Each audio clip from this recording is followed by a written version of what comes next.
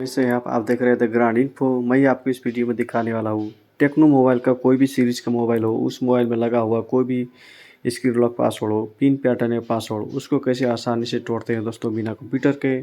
चलिए दोस्तों वीडियो को स्टार्ट करते हैं।